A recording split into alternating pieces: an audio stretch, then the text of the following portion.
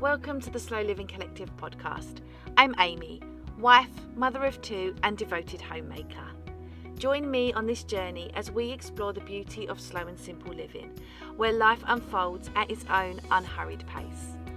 I'll take you through my experiences of slowing down, tending to our allotment plot, finding joy in the little things and making the most of our small home. Together we'll learn to live in harmony with the ever-changing seasons, discovering the magic that lies in embracing the present moment. So let's embark on this enriching adventure towards a more intentional and fulfilling life. Hey everyone, and welcome back to another episode of the Slow Living Collective podcast. I'm Amy and I am your host for this little 20-minute, 30-minute, wherever it's going to be, slice of slow living. So today I want to talk all about mindful decluttering, how we can let go and make space for Christmas. There, I said it. We're going to talk about Christmas because there's something about this time of year and this slow slide into the darker months, let's be honest, we're there, aren't we, that makes me want to clear things out, and not in a frantic way, not in like a spring cleaning, let's start over kind of way, but in sort of like a more mindful way. Because as it gets colder and the days are shorter, always feel this pull to just like pare things back quite a bit and to make space and let go. And it's not just because Christmas is coming, although let's be honest, parents, that brings its own kind of chaos. More toys when we've already got too many, let's be honest. But because I just kind of want the season to feel like something, I want to be present for it. I don't want to be buried under clutter or anything like that. So I wanted to talk about it, not just tidying or organising or decluttering in general, but just about letting go, physically, mentally, emotionally, so we can really make space for what matters in the season ahead. Now, first things first, I don't want to be talking about achieving some kind of minimalist aesthetic before December hits. I'm not minimalist. I don't intend to be minimalist. I don't like minimalism. I actually prefer to have things and stuff, but it has to be in a way that is firstly not too much, that my house isn't a storage unit, and that it's just a constant thing. It's all about reframing first and foremost the things we bring into our homes. But anybody with children will know that it's not as simple as like, oh, well, we just won't buy any more toys. It takes a bit more than that. And so it's just constantly evaluating like what still works here. And one of the biggest things I always have had a problem with is clothes. Not my clothes, the kids' clothes. And it's very simple for somebody who, maybe like some sort of decluttering expert, let's say, to say like, oh, you just need to be more mindful about what comes in and out. Let's be honest, right? Let's be honest here. Yes, that is a great tip. But when it comes to children's clothes, especially when you've got more than one child, it is really hard.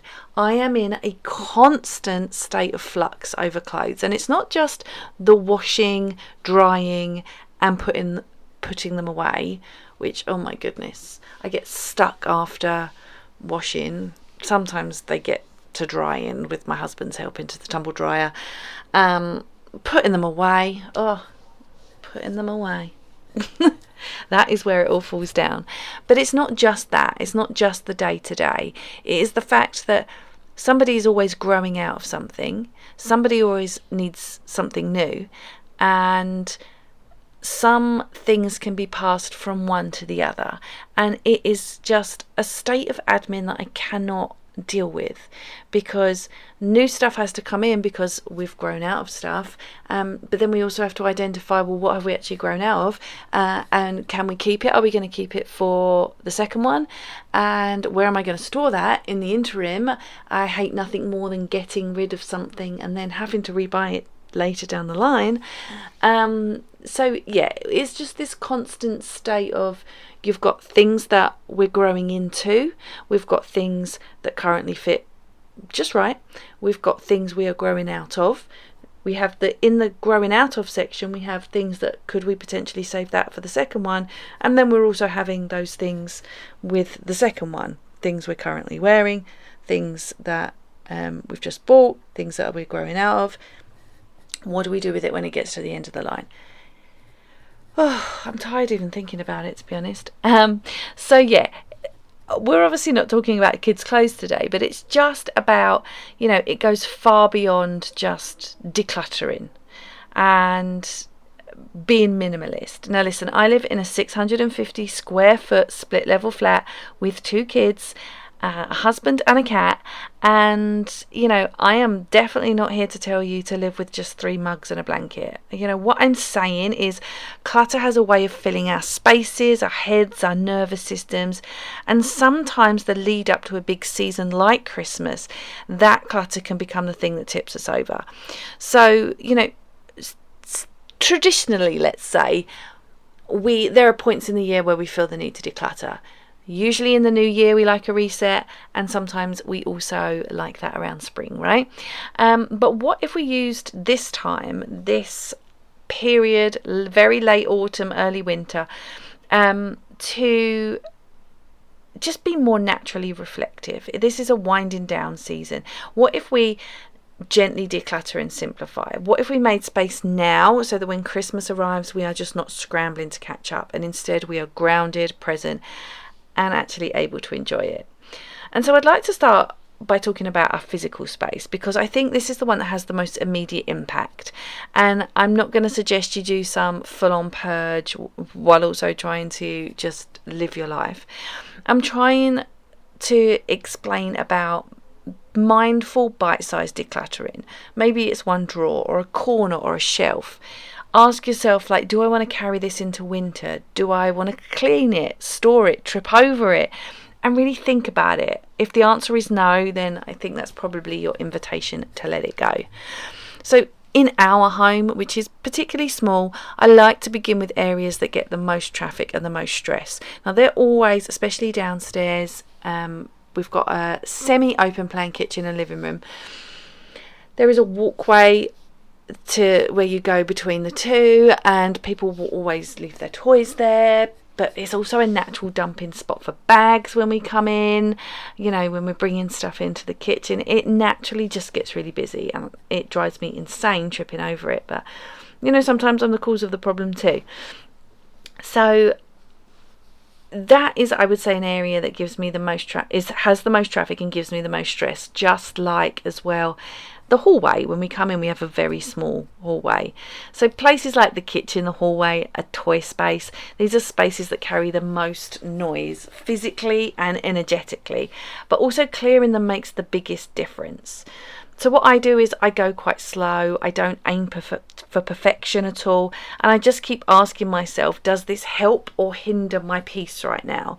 Because I don't want to. What happens to me is I end up getting overwhelmed and overstimulated, and then I will just be like, why does nobody clear up? And I don't want to be doing that. So I do involve the kids in it. Just like it's very difficult to declutter with children. If anybody tells you it's not, please don't listen to them. Please don't think that kids are going to willingly give up a toy. I have tried every single trick in the book. They don't care if there are children out there that don't have any toys. They can't relate to that. And while of course I am trying to teach them about, different people and different ways people live, and not everybody is as lucky as we are, they're 4 and 6. And to be honest, they cannot relate. They can, if I say to them that, there are children out there that don't have any toys, then, very sad. And anyway, I'm not giving up mine.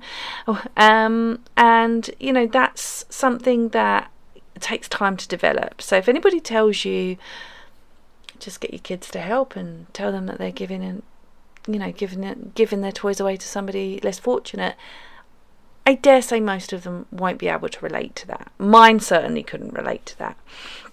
But I do involve them, and I try and declutter mostly without them if possible, because it just doesn't work. And what happens is they just end up they want to keep everything. Of course they do. They're kids. That's their toys.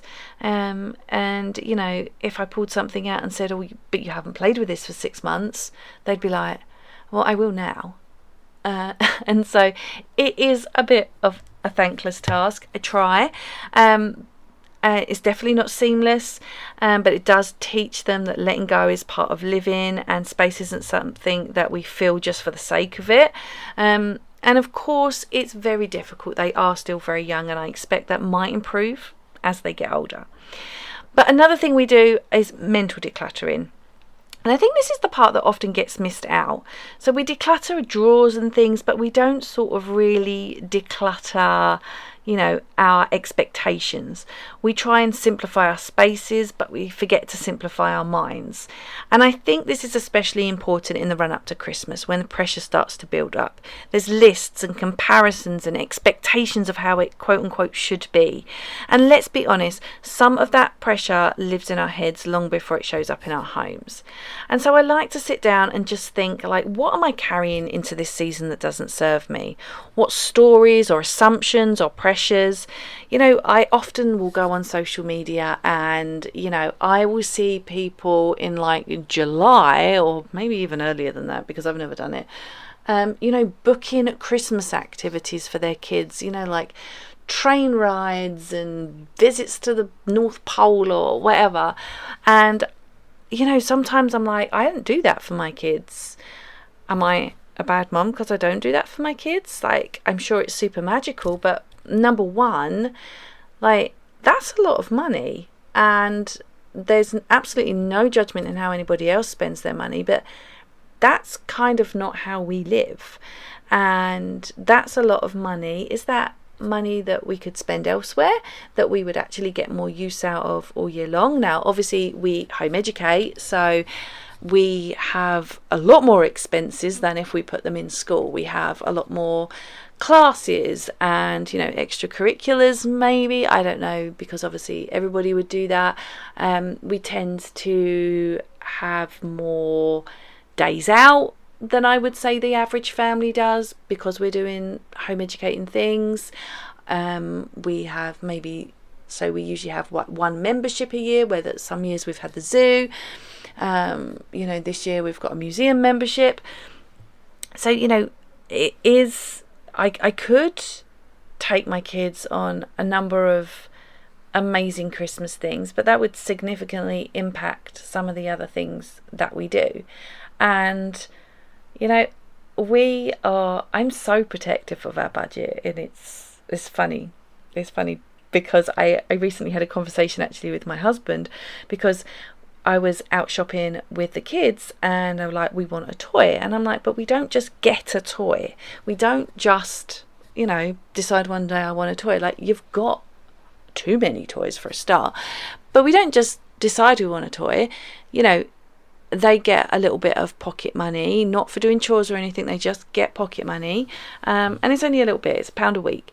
And, you're more than welcome to either spend it, or you can save, and you can save up and buy something that you really want.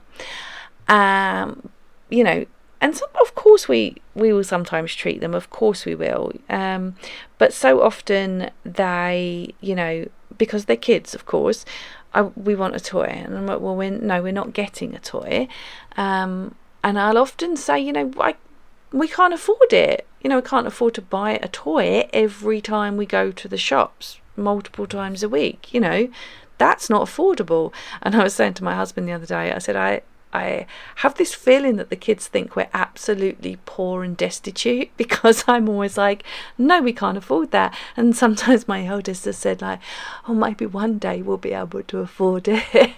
But I also don't want them to have everything, of course. Obviously I'd give them the world, but it's about not being spoiled and not having those things. Like, sure, I could buy them a toy and it would make my life a lot easier than having to have this debate and argument in the middle of the shop, but that's not how life works, is it? And so we were having the conversation. I was like, I think they think we're absolutely poor, but the real thing is that I'm very protective over our budget, and everything is very accounted for. Like, it's kind of funny. Maybe I'll do an episode at some point, but I budget for every single possible thing ever. Everything. So I obviously budget for like bills and like monthly bills and stuff. I also put an amount away every month to cover those things that are like yearly costs, like a car insurance, car tax, MOT, etc., etc.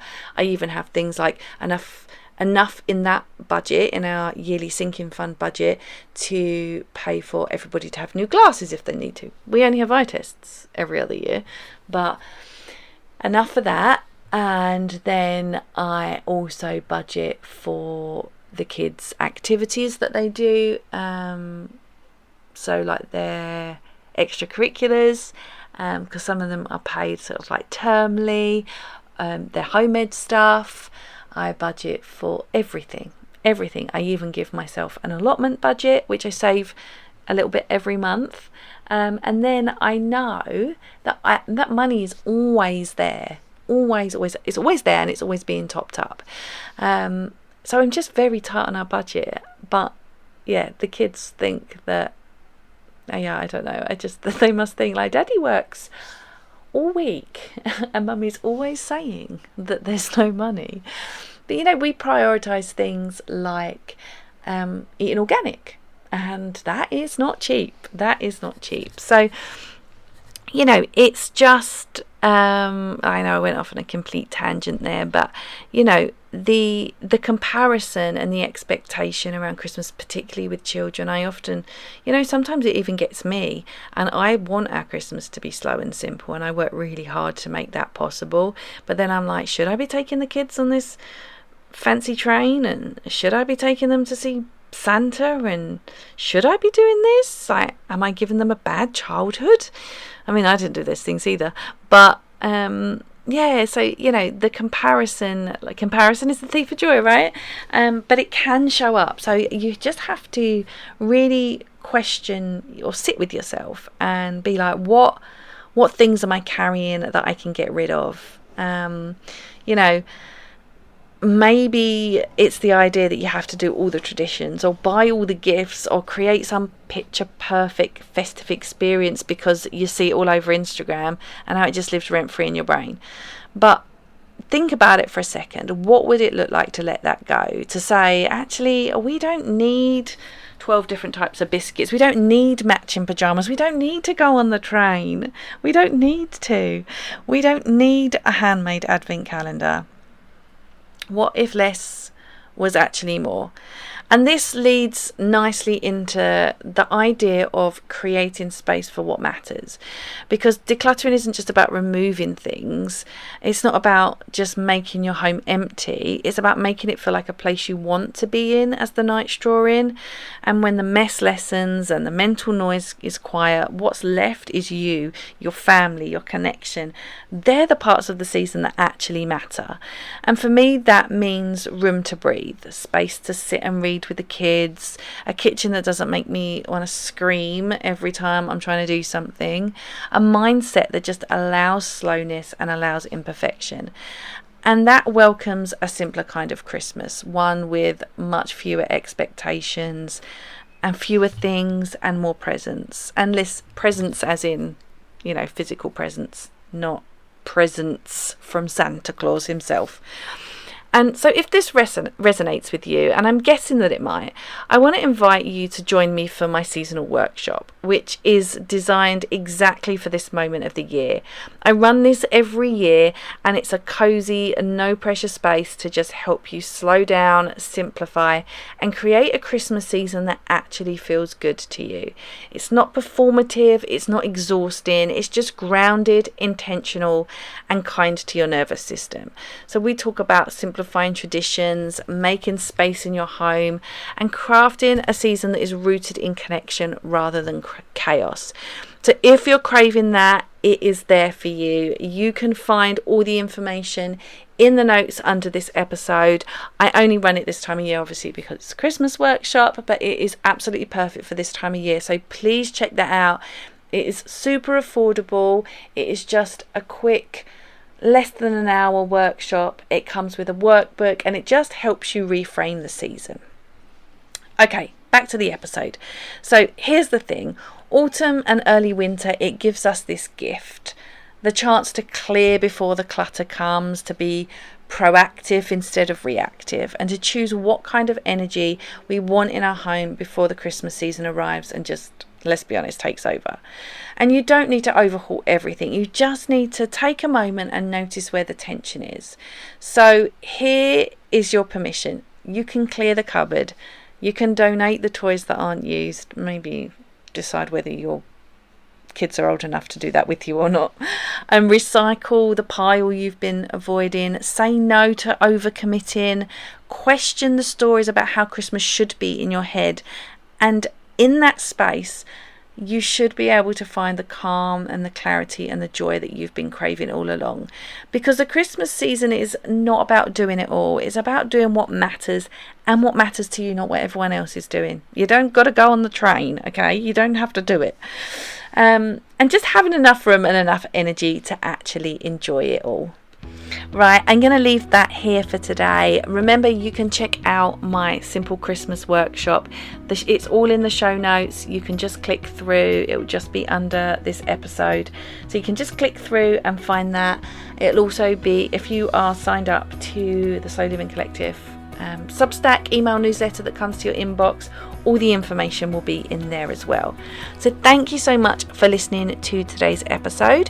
You can find me as always on Instagram at the Slow Living Collective and on Substack, theslowlivingcollective.substack.com, and I will catch you in my next episode.